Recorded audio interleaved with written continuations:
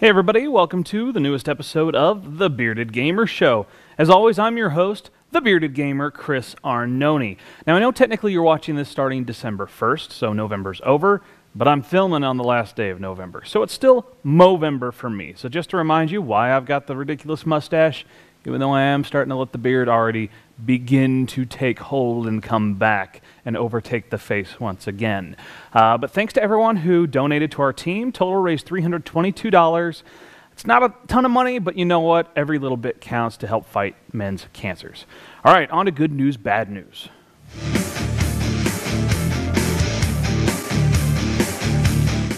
So for this newest good news, bad news, we'll start off with a piece of good news.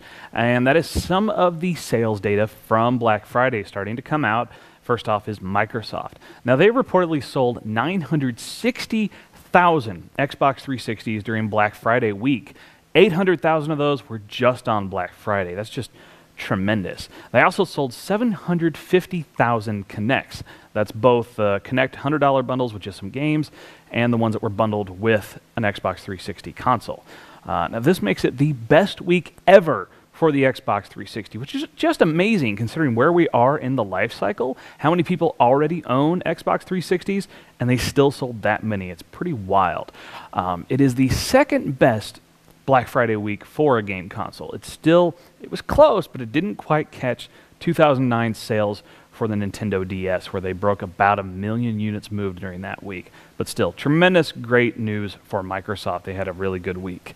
So, next up, we've got some sort of mixed news, a couple pieces of news coming out of EA. Now, these are both in the rumor category, coming from Kotaku, but Kotaku tends to do really well with their rumors. They got some good inside sources, and they generally have their information's pretty good before they'll write up their rumors.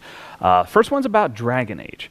Now, is that EA is going to implement some multiplayer in Dragon Age. Now, whether this will be a part of Dragon Age 3 or a standalone, on its own game, we don't know yet. The rumor also says that they're going to be using DICE's Frostbite 2 engine as part of this Dragon Age multiplayer. I'm not sure if it'll be part of Dragon Age 3. That would be sweet. But you know, I say this in mixed news because a lot of people were really upset with the idea of this multiplayer implementation in Mass Effect. But for me, you know, as long as it doesn't detract from the single-player game, all you're doing is adding more content and more value and more fun. So once again, if Dragon Age 3 is better than Dragon Age 2, if it's the Dragon Age we want, and it's got multiplayer, sounds fine by me. So we'll see how that all goes down. Now, still in this EA rumor category is that EA is going to be investing more in the Dead Space franchise. Now, Dead Space 3 is already in production, and they're saying part of the rumor is that it's going to be the last game where Isaac Clarke is the protagonist. But furthermore, they're going to be working on an FPS title, as opposed to Dead Space, which is a third-person shooter. This is a first-person shooter, and they're wanting to build a spaceship flight game within the Dead Space universe. So, sounds pretty cool. I'm a big fan of the franchise, so once again, as long as they're not detracting from the main game franchise and don't make it worse, as long as it stays awesome and they're just adding more, some new games, different perspectives, you know, I'll be curious to see what happens. Hopefully they won't water down the brand. All right, finish up with some more good news. I know I don't really have bad news right on this episode. Now, last episode I had a couple pieces of bad news with the PlayStation Vita. Well, this time it's a piece of good news. And that's that Sony has come out talking about how they're going to have a tailored pricing structure for Vita games, that they recognize that smartphones are a big part of the handheld market, and they can't just broad spectrum put the same price on every single game. Now they're saying for big AAA titles like Uncharted, where there's a lot of development time spent and it's really aimed at the core gamers, they can go with a more traditional console pricing structure. But for some of their other games, they're going to have to tailor it based on the content and who it's aimed at. So I think it's a really, really good move on Sony's part to do that. I've said before, back when this was Gamer TV, I had a whole spiel, a controller confessional, about tiered pricing structure, how I think that would help the industry if not every game was $60, if they actually tailored it depending on the game. So it's good to see that the Vita is going to be implementing that. Maybe the rest of the industry will follow suit. All right, guys, controller confessional time.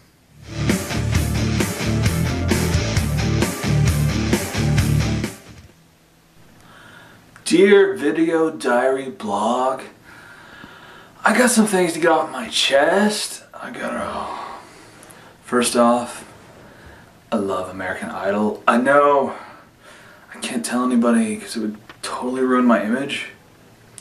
But like, I download their stuff off iTunes like every week. It's so awesome. Man, I just wish I could listen to it with my friends, but I just listen to it in the shower and when I'm sad.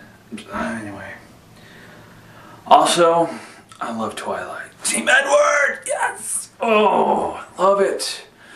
I can't tell my friends though, it's totally not cool.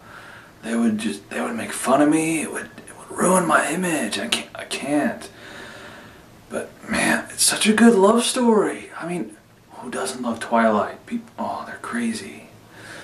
And lastly, I play Call of Duty, and I really like it. I know, it's terrible, man. I had to make a whole new gamer tag just so I could play and my friends wouldn't know. But it's so cool. And I got these neat people I play with. And we play like Headquarters, and now we play Kill Confirmed, and it's just so awesome. But don't tell anybody. I can't tell anybody. I can't put this on YouTube. Oh my God, it would ruin my image. I can't let anybody know. All right, peace, love. Next time. So admit it, there's a little bit of that goofy hipster in all of us. Now, honestly, I'm not a fan of American Idol, but then again, I listen to heavy metal and progressive rock, and I don't like Twilight. I have watched the first 2 movies, so I can honestly say I don't like Twilight. No, I'm not going to read the books. I pretty much haven't wanted to read a vampire book since Anne Rice found Jesus. But there it is, and I do actually like Call of Duty. Now, why am I saying this? Well, recently, a fellow games journalist, the reviews editor for Destructoid, and a guy with a slightly more successful video online show than me, Mr. Jim Sterling, has been having to defend his review of Call of Duty Modern Warfare 3, where he gave it a 9.5. And of course, that 9.5 has just lit up the interwebs with hate and venom and just stirred the pot. You know, everybody from N4G, his their own site, Destructoid, and of course the Reddit, the pillar of geniuses on the internet, have started just tearing into him because he gave us a 9.5. Now, do I strictly agree with him on that score? Nah. Do I think he's an idiot for it? Also, no. Now, I've played maybe an hour or so of the campaign, a couple hours online, and 3 or 4 hours of Spec Ops with a buddy. And at this point, I'd say maybe it's a 8.6, 8.8 kind of game, but I haven't played it enough to give a qualified, comprehensive opinion of it. Oh, you notice how I did that there? See, as a game reviewer, that's how we work. I guarantee you, Jim spent a lot of time with Call of Duty Modern Warfare 3. He played all the way through the campaign. He spent quite a few hours on multiplayer so he could level up, unlock all the modes, play all of those, play with the different setups and loadouts, and he played a bunch of Spec Ops, because that's what you do when you review a game. You don't just look at it and accept money under the table, as a lot of people seem to think that we do in this industry, and then write up your review. It doesn't happen that way. Now, let me get to what people just love to hate on Call of Duty, because it's the popular thing. Once again, that whole hipster thing is, well, if it's so popular, it can't be that good, right? It's too easy to hate on Call of Duty. Now, let me get to the core of where I think this Call of Duty hate comes from. This is because most people who read reviews, who watch video blogs, we are sort of the core gamers. Call of Duty isn't aimed at us. You want to see how well a core game does in sales? At its best, look at Skyrim. It's moved like 3.5 million units. That's awesome. It is nowhere near the numbers that Call of Duty Modern Warfare 3 has already sold. It's less than half, and they only came out 3 days apart. Because Call of Duty is aimed at a much broader audience. It's aimed really at Call of Duty fans. Do they want to suck more people in? Of course. But Call of Duty is community. It draws in a larger crowd of people. And because it's not aimed at us, at the core gamers, at the critics, oh, it can't be that great. But honestly, Activision could probably care less what their review scores are for Call of Duty. Because they had, what, like 3.5 million pre-orders? Pre-orders! This is before there was a review. Before any of the media even got to look at the new game. They pretty much had 3.5 million sold right there, which is equal to the second highest selling game of the year. Just pre-orders. Now, once again, I want to have Jim's back here. It's, while I may not agree with his score, I know any reviewer worth their salt has a methodology. And they go through that methodology every single time they do a review, and it's to keep their ethics, to make sure it's right. They're not giving high scores or low scores to troll or to get more hits. They give that score because they believe that's what that game deserves. Now, you want to talk about trolls, let's talk about some of the people who comment. There are 3 things that all reviewers absolutely despise when it comes to commenters. One is people who just skim the reviews. You see the title, maybe you read a little intro, you read the last paragraph, you read the score, and then you're throwing down a comment. And we can tell because you're asking questions that have already been answered if you had actually read it. Number 2 is people who prejudge games. You see, it's an Uncharted game. It's got to be a 9, right? Because it's an Uncharted game, because the last 2 were. That's not how reviewers work.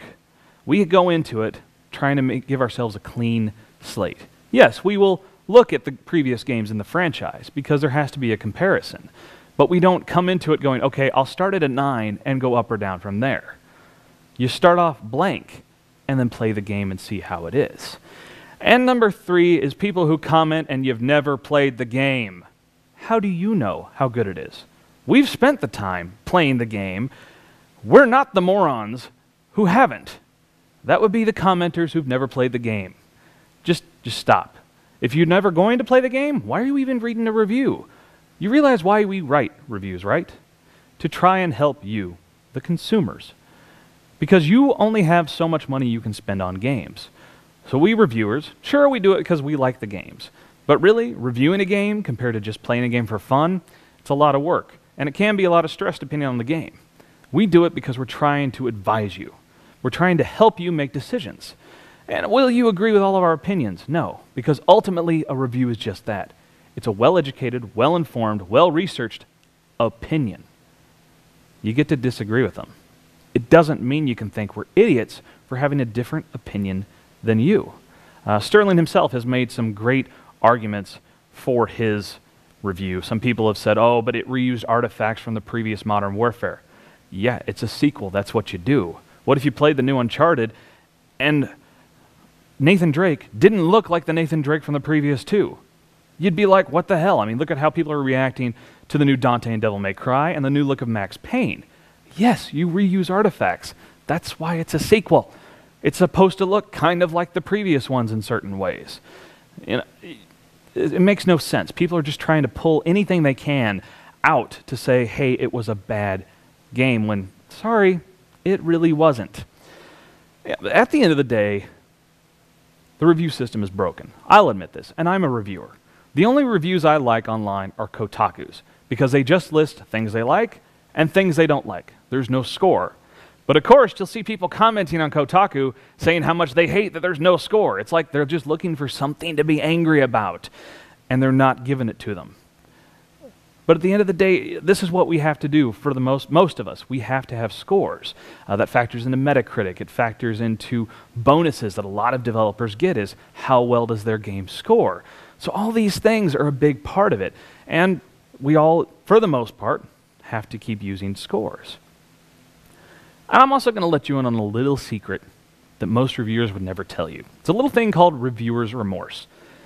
Practically any reviewer will tell you of at least one game, I've got one, that they gave the wrong score to. That they played it and they scored it and they felt that way, and a few months later you start to look back and go, you know what? I think I might have done that differently. Mine was Final Fantasy 13. I gave it a 9. I'm maybe set about an 8.2 now. Hindsight 2020. And practically every reviewer has that. We're not perfect. We have our opinions, and we also have deadlines to hit. And we're trying to give you the best possible information as quickly as we can. It doesn't make us idiots. It makes us hardworking.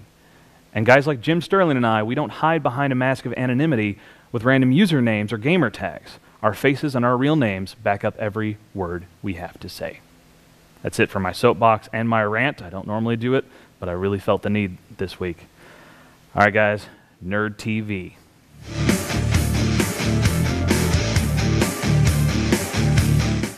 Now, most everybody has heard the closing theme song for Portal. If you haven't, What the hell is wrong with you? Go play Portal. The ending theme song is awesome. You can also YouTube it. So you've probably seen it at the end of Portal. You can also find a really cool rendition with Jonathan Colton, the guy who wrote it. He's singing and playing guitar. There's a few other versions out here. But, or there's also the version that I sang at a certain wedding in a cave. Well, this video isn't going to be any of those, though if you ask real nice, and maybe if I find someone who recorded that last one, I might hook you up. I was in costume and everything. It was pretty cool. But anyway, this one is done a little differently by a quartet of very experienced musicians. So I invite you to sit back, relax, enjoy this little song. I'll see you guys on the next episode.